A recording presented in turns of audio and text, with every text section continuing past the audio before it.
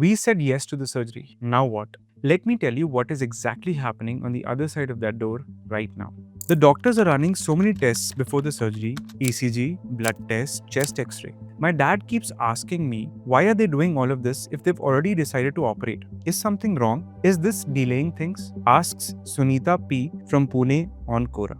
Sunita, tell your dad nothing is wrong and tell him this is not delaying anything. This is protecting him. Pre-surgical assessment for an elderly man with a hip fracture is a carefully coordinated process that runs in parallel with the surgical planning. It does not slow down the timeline. It ensures your father goes into the operation in the best possible condition. Cardiac evaluation is the most critical component, and particularly so in elderly men. A significant proportion of Indian men in their 70s and beyond have coronary artery disease that has never been formally diagnosed because it was without symptoms or because symptoms were attributed to aging. The anesthesiologist will assess cardiac function, review an ECG, and determine whether any optimization is needed before proceeding. Blood thinners. If your father was on aspirin or any other blood thinning medication, the surgical team needs to know this urgently, as it does affect the timing and the anesthesia approach. Blood tests will evaluate hemoglobin. Anemia affects surgical risk and the need for transfusion. Kidney function, blood glucose, and electrolytes are all assessed.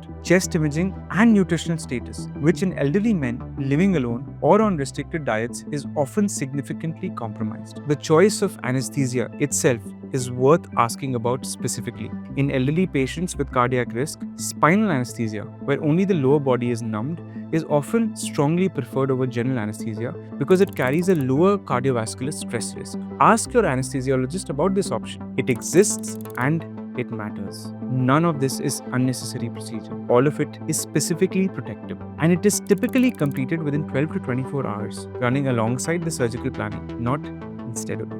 The surgeon mentioned partial hip replacement and total hip replacement, and I honestly didn't know which one to ask about. How do we know which one our father is getting, and does it matter? Asks Deepak M from Kolkata on YouTube. Deepak, it absolutely matters, and it is exactly the right question to ask. Here is how the decision is made. There are 3 broad surgical approaches, and the choice between them is determined by the specific location of the fracture, your father's age, his level of activity before the fracture, and the condition of the existing joint. The first is internal fixation, using metal screws or a sliding nail plate to hold the fractured bone in position and allow it to heal. This is typically considered when the fracture is in a location where the blood supply to the femoral head is likely preserved and is common in younger and more active patients. For most elderly men with a displaced femoral neck fracture, which is the most common pattern, the surgical approach is replacement rather than fixation. And here, the choice is between partial and total hip replacement. Partial hip replacement replaces only the femoral side, the ball,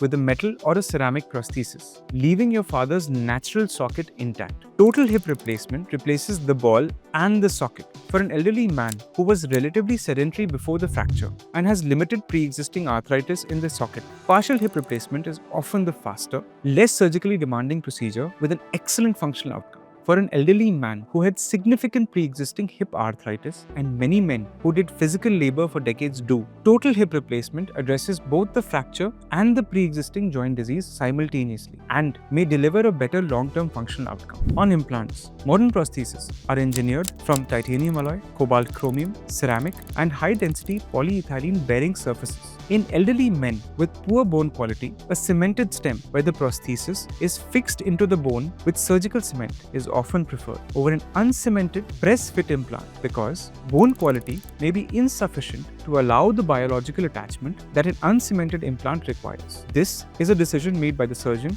based on the assessment of bone quality during the operation, and it is why surgical expertise in complex elderly cases matters enormously. I want to say one final thing to everyone watching this. You did not fail your father by not knowing his bone health was deteriorating. You did not fail him by asking whether surgery was necessary. Those questions come from love, and love is exactly the right starting point. But now you know, and knowing changes what you do next. Say yes to the surgery. Trust the rehabilitation. Show up every day. Make sure he eats enough protein. Let the physiotherapist do what they are trained to do. Your father has been the pillar of your household his whole life.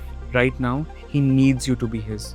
For verified surgical centers with established orthopedic expertise and post-operative care infrastructure, download the Practo app. Because for a procedure where the quality of the surgical center, the implant, and the rehabilitation program all directly determine the outcome, this is not a convenience. It is a clinical decision. Subscribe to Practo's YouTube channel because when your family needs answers, you deserve the ones that actually help.